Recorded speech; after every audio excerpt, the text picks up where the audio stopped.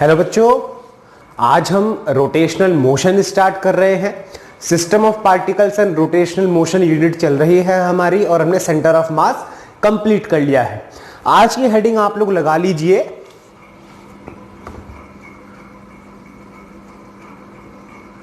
Rotational motion.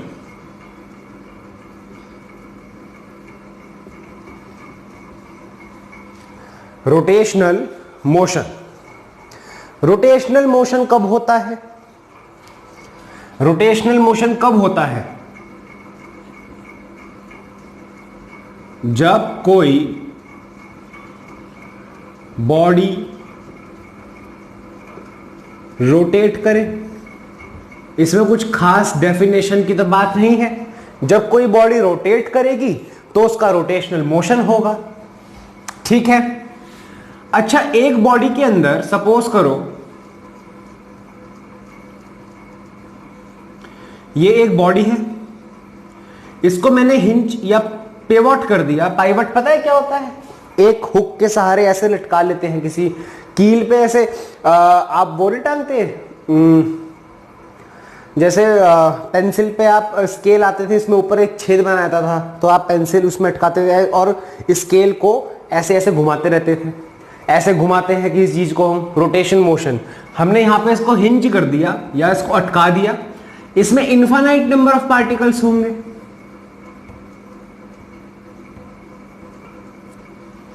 Infinite number of particles होंगे। अब suppose करो ये particle A, B, C, D, E, F, G. ठीक है। अगर ये रोटेट कर रहा है अबाउट दिस एक्सिस तो ये पॉइंट तो यहां पे फिक्स्ड है, तो ए पॉइंट भी रोटेट करेगा, बी भी करेगा, सी भी करेगा, डी भी करेगा, ऐसे ई, एफ, जी सेम सेम। यानी कि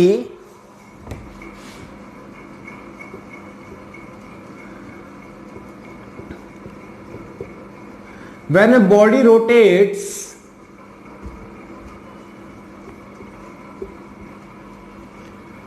then all particles then all the particles in the body moves along circular path। ये लिखो।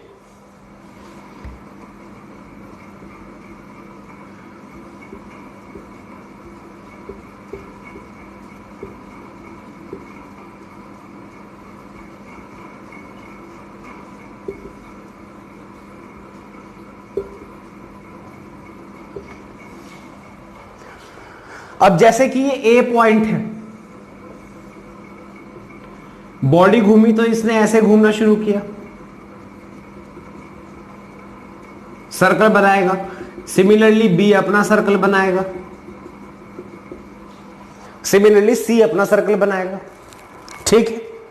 तो ये तो हो गई रोटेशनल मोशन की एक बेसिक सी बातें, कुछ बेसिक बातें रोटेशनल मोशन की। अच्छा, कभी कभी पूछता है एक नंबर में कि प्योर रोटेशनल मोशन क्या होता है?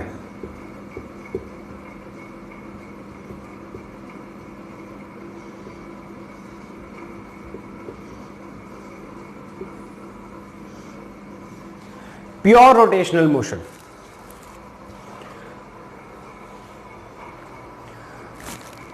आइडिया है कुछ? देखो, इफ COM क्या था? Centre of mass of body is at rest and all other particles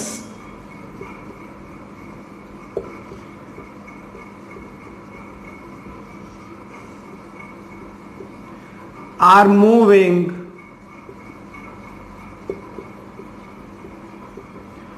in circular path. यानी कि सेंटर ऑफ मास पे हमने उसको हिंज कर दिया, या पिवट पॉइंट आपका सेंटर ऑफ मास है। एग्जाम्पल देखें इसका, हमने यूनिफॉर्म रॉड की बात करी थी,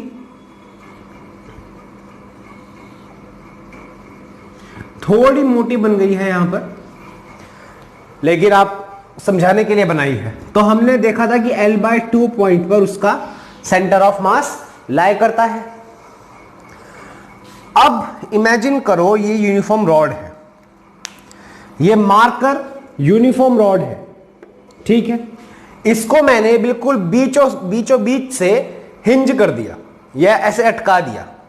उसके बाद मैं इसको ऐसे फोर्स लगाऊं तो देखो जो बीच वाला पॉइंट है वो बिल्कुल रेस्ट पर है और बाकी सारे पॉइंट सर्कुलर मोशन में घूम रहे हैं। यानी कि मैंने इस पे इधर से ऐसे फोर्स लगाया, यहां से ऐसे फोर्स लगाया, ठीक है। इमेजिन करना ये ऐसे फोर्स लगे हैं तो क्या होगा,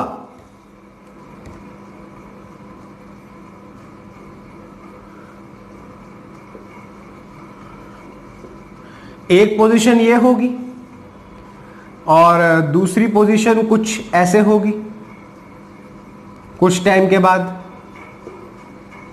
सिमिलरली वर्टिकल होगी, लेकिन सेंटर ऑफ मास अपनी जगह पर रहेगा, वो अपनी जगह से बिल्कुल नहीं हिला। अगेन देखो लाइन एग्जांपल, इसको मैंने बीच से पकड़ा हुआ है, अगर मैं इसको घुमाता हूं तो सेंटर ऑफ मास अपनी जगह पर है, जो ये पॉइंट था वो अपनी जगह पर है, कहीं नहीं हिला, सेंटर ऑफ मास। इस तरह के मोशन को हम बोलते हैं प्योर रोटेशनल मोशन। और जो डिस्प्लेसमेंट ये पॉइंट्स करते हैं, मतलब ये ए पॉइंट था, इसको हमने फिक्स कर दिया था और ये बहुत सारे पॉइंट्स थे, ये रोटेट कर रहे होंगे ऐसे। तो एक सिचुएशन ये भी होगी, तो ये तो पॉइंट ए फिक्स रहेगा, ये बी सी डी, ये ए, ये बी डैश हो गया, सी डैश हो गया, डी डैश हो गया। तो बी से बी डैश, सी से सी डैश, डी से डी डैश, ये एंगल थीटा सेम रहेगा, एंगल तो सेम रहेगा। तो ये थीटा जो एंगल होता है इसको हम बोलते हैं एंगुलर डिस्प्लेसमेंट। और ये सब के बारे में हमने सर्कुलर मोशन में पढ़ा भी है, इन सब के बारे में हमने सर्कुलर मोशन में पढ़ा भी है। तो ये तो हो गई रोटेशनल मोशन की एक बात। अच्छा, अब मेरा एक सवाल है आप लोगों से, क्या रोटेशनल मोशन में बॉडी के किसी पॉइंट का पाइवट होना जरूरी है या पिवट होना जरूरी है?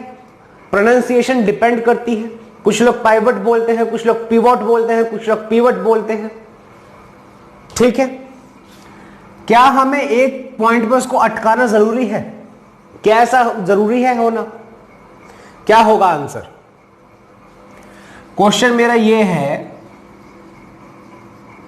क्या पिवट करना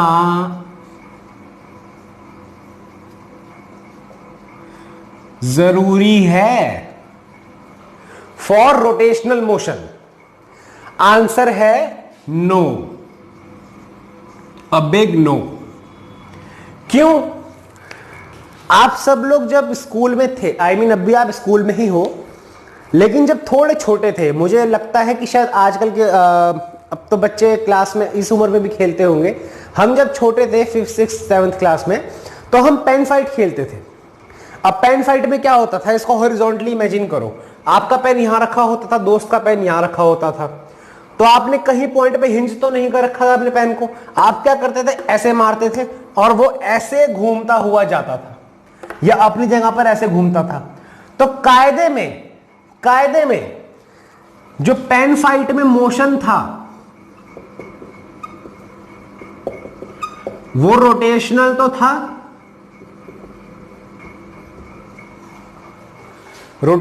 था, लेकिन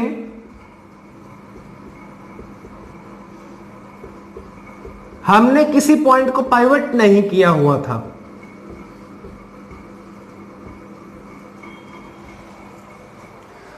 तो इसका आंसर यह है कि अगर किसी बॉडी को आप सडन फोर्स लगा दो या सडन स्पिन दे दो, इस टर्म को हम बोलते हैं स्पिन। हम अगर किसी बॉडी को सडन स्पिन दे दे और वो घूमना शुरू कर दे तो वहां भी रोटेशनल मोशन पॉसिबल होता है, कुछ देर के लिए सही, लेकिन उसमें रोटेशनल मोशन होगा। तो ये रोटेशनल मोशन की बहुत बेसिक सी बातें थी। इसके बाद हम पढ़ेंगे टॉर्क के बारे में। तो पहले आप इसको, अगर आपको कुछ नोट करना है इसमें, वैसे ये सब बेसिक था लेकिन स्टिल आप इसको रिवीजन के लिए नोट कर लो।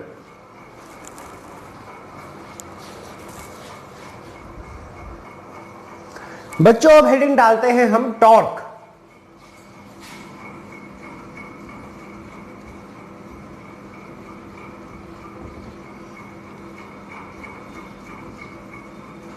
इसको हम रिप्रेजेंट करते हैं टाओ से, टाओ, इसको हम टाओ बोलते हैं। ये थोड़ा टेढ़ा टी होता है।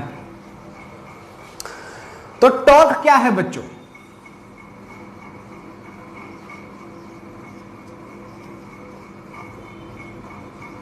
Rotating effect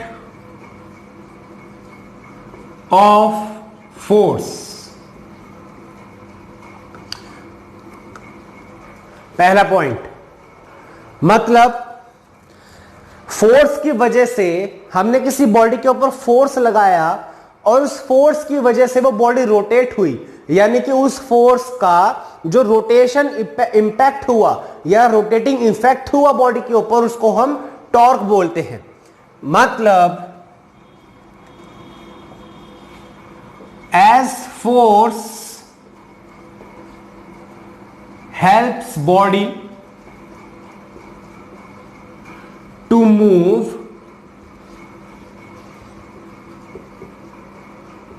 similarly torque helps in rotation of body। Force की वजह से हम किसी बॉडी को पुश या पुल कर सकते हैं, टॉर्क की वजह से हम किसी बॉडी को रोटेट एंटी क्लॉकवाइज या क्लॉकवाइज कर सकते हैं। यह एक रोटेशनल एनालॉग है।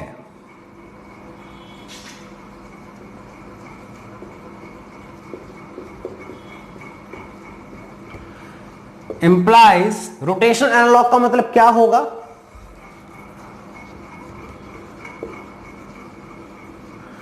Torque plays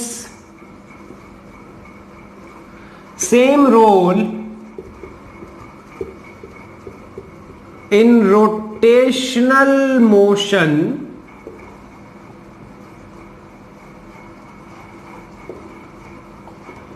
as force plays in linear motion। क्या मतलब हुआ इस चीज का कि फोर्स का जो महत्व हमारा लीनियर मोशन में होता है, यानी कि चलने वाले मोशन में होता है, वही महत्व टॉर्क का रोटेशनल मोशन में होता है बच्चों। वही महत्व टॉर्क का रोटेशनल मोशन में होता है। तो ये पॉइंट्स आप नोट कर लो, इंपॉर्टेंट हैं, ठीक है। अब जरा देखो, इमेजिन करो कि एक पार्टिकल है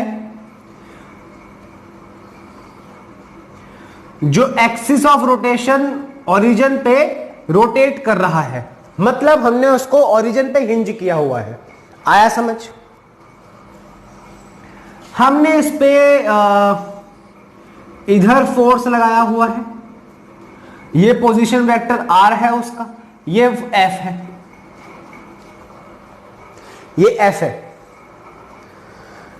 ठीक है। तो इस केस में जो टॉर्क होता है वो होता है आपका R cross F. R cross F. ठीक है, जरा देखो अगर हम इसको सिंप्लीफाई करें,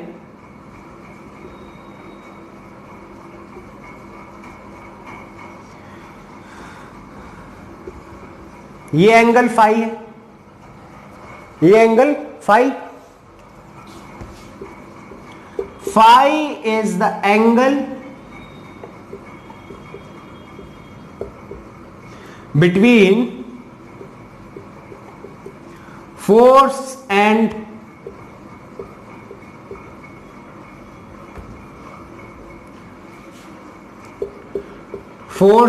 position vector।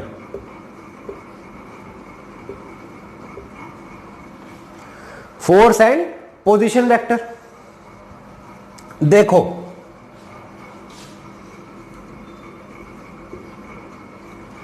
जरा मैं इसको ब्रेक करूं तो हॉरिजॉन्टल कंपोनेंट क्या होगा, एफ कॉस फाई, और वर्टिकल कंपोनेंट क्या होगा, एफ साइन फाई। ठीक है, अब जरा कॉमन सेंस से सोचो, एफ कॉस फाई की वजह से कोई रोटेशन होगा नहीं, not possible for rotation. Rotation होगा एफ साइन फाई की वजह से। देखो यार, ये एक पार्टिकल है, मैं इस पे इधर की तरफ कोई फोर्स लगा रहा हूं, या मैं इस पे ऐसे कोई फोर्स लगा रहा हूं, ऐसे ऐसे, तो मेरा फोर्स इस डायरेक्शन में लग रहा है, तो उसके दो कंपोनेंट होंगे, एक तो इधर एक इधर, F cos theta, F sine theta. अब एफ कॉस थीटा तो बॉडी को इधर खींच रहा होगा, वो रोटेशन में रिस्पॉन्सिबल नहीं है, लेकिन एफ साइन थीटा ऐसे खींच रहा होगा, उसकी वजह से रोटेशन हो रहा है। यानी कि जो मैं फोर्स ऐसे लगा रहा हूं उसमें एफ साइन थीटा की वजह से मेरा रोटेशन हो रहा है, और क्रॉस प्रोडक्ट में आता भी साइन थीटा है। तो यहां से ये बात प्रूव हो गई कि टॉर्क होता है आपका R F sine theta. Torque होता है आपका आर एफ साइन थीटा। ठीक है,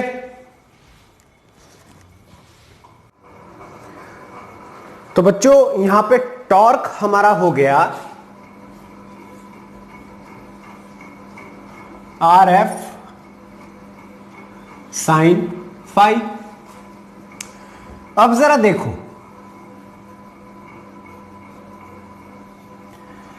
if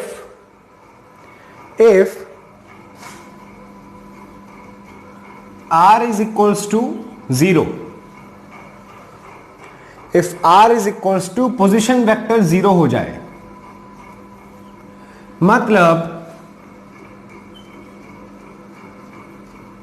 जहां हमने पाइवट किया हुआ है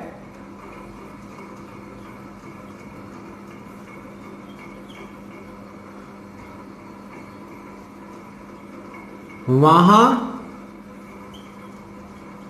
फोर्स लगाएं।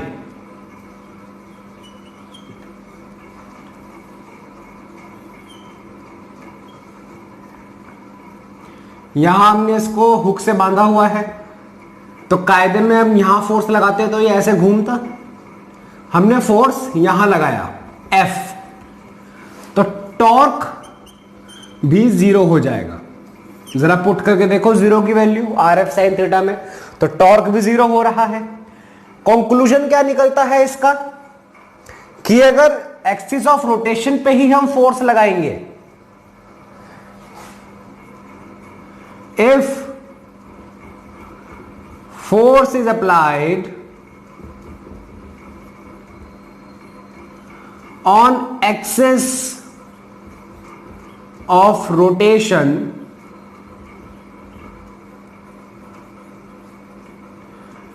then there will be no torque, then there will be no torque. और इसका जीता जागता सबूत है, देखो ये आप घर में दरवाजा खोलते हैं तो दरवाजे खोलने का हैंडल कहां होता है, इस साइड। उसको हमने दरवाजे को दीवार से या पिलर से लगाया कैसे होता है, इधर उसके क्लिप लगते हैं और ऐसे अटक जाता है गेट, और यहां पे हुक होता है, यहां पे आप हुक को नीचे करते हैं तो गेट ऐसे खुलता है। आप कभी एक काम करना, दरवाजे पे यहां फोर्स लगाना, आपको यहां पे बहुत ज्यादा फोर्स लगाना पड़ेगा तो अब जाके दरवाजा खुलेगा, और अगर आप बिल्कुल ही यहां फोर्स लगाओगे दरवाजा खुलेगा ही नहीं आपसे, ठीक है। यहां लगाओगे तो मैक्सिमम खुलेगा, जितना बड़ा आर होगा उतना बढ़िया टॉर्क लगेगा, जितना बड़ा आर होगा उतना बढ़िया टॉर्क लगेगा। देखो यार, मैं यहां फोर्स लगा रहा हूं,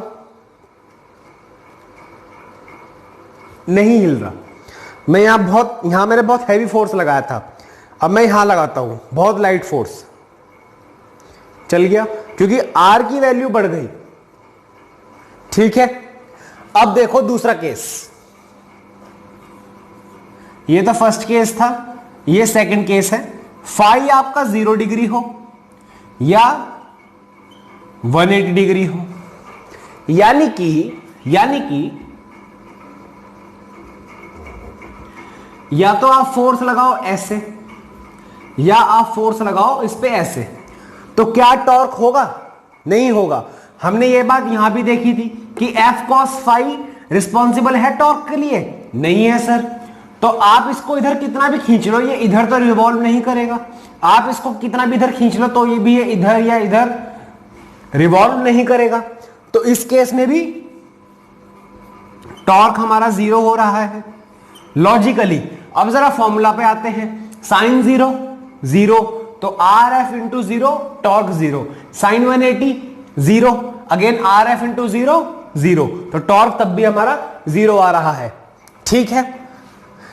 तीसरा केस होता है हमारा phi is equals to 90 degree,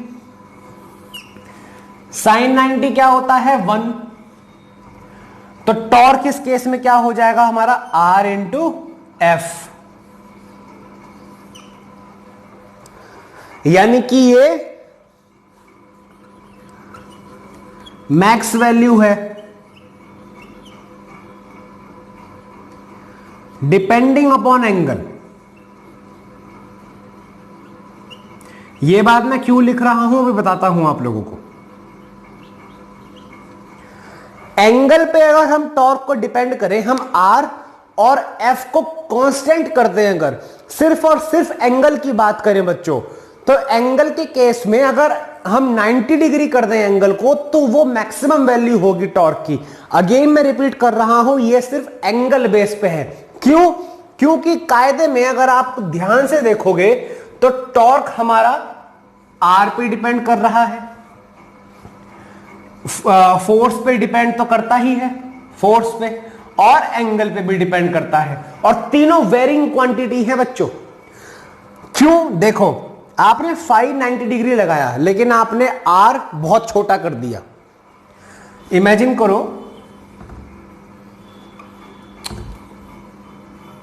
यही इमेजिन करो, आपने बिल्कुल 90 डिग्री पे फोर्स लगाया जनाब, मैक्सिमम टॉर्क लगेगा। लेकिन आपने एक गलती क्या करी, आपने फोर्स यहां लगाया। क्या अब भी टॉर्क होगा? अब भी टॉर्क होगा? नहीं होगा, क्योंकि आर की वैल्यू कितनी रह गई, बस इतनी। इस केस में आर की वैल्यू बहुत थी। ऐसा भी हो सकता है कि हम यहां पे जो फोर्स लगाएं और यहां पे हम किसी एंगल पे फोर्स लगाएं तो इस केस में टॉर्क ज्यादा हो, क्योंकि इस केस में आर बहुत बड़ा हो गया, इस केस में आर बहुत बड़ा हो गया। तो अल्टीमेटली हम कंक्लूजन पे क्या आते हैं, देखो अल्टीमेटली कंक्लूजन हमारा आता है कि अमाउंट ऑफ टॉर्क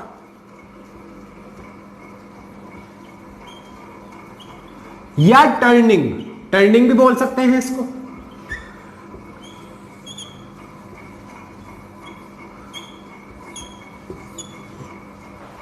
तीन कंडीशन पे डिपेंड करता है। एक तो अमाउंट ऑफ फोर्स, ये तो जग जाहिर बात है भाई, अगर फोर्स ही नहीं लगाओगे तो टॉर्क तो होगा ही नहीं। फोर्स जितना ज्यादा लगाओगे उतना बढ़िया टॉर्क होगा। दूसरा एंगल ऑफ फोर्स,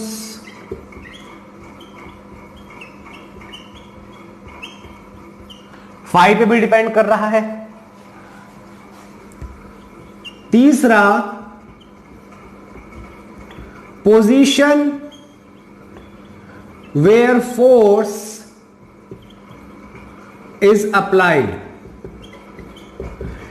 ये बात मैं आपको क्यों बता रहा हूं बच्चों, क्योंकि ज्यादातर टीचर्स क्या बोल देते हैं कि 590 gives you maximum value of torque. ऐसा नहीं होता। 5 is equals to 90 maximum value of torque उस केस में होगा अगर आर और एफ को बिल्कुल कांस्टेंट कर दे। मतलब आपने कहा कि भाई मैं यहां हिंज किया हुआ है हमने एक बॉडी को, वेट मैं मार्कर चेंज कर दूं,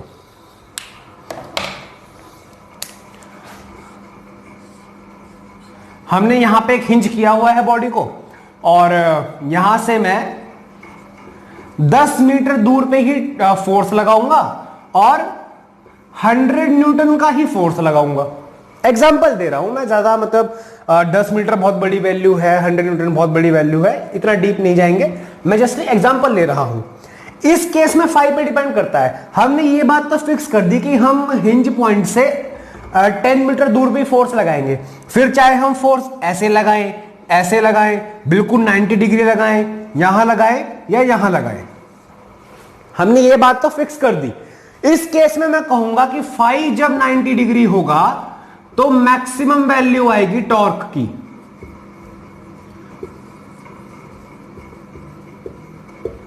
तो मैक्सिमम वैल्यू आएगी टॉर्क की। लेकिन अगर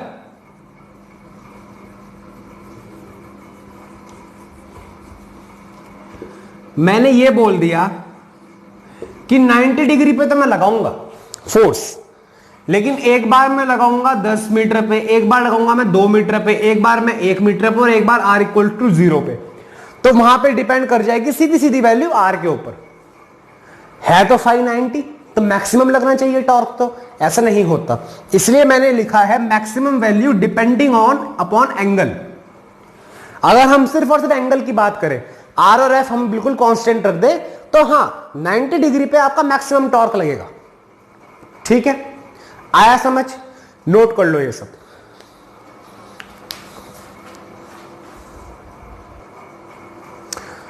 तो बच्चों आई होप आपको ये वाली क्लास पसंद आई होगी।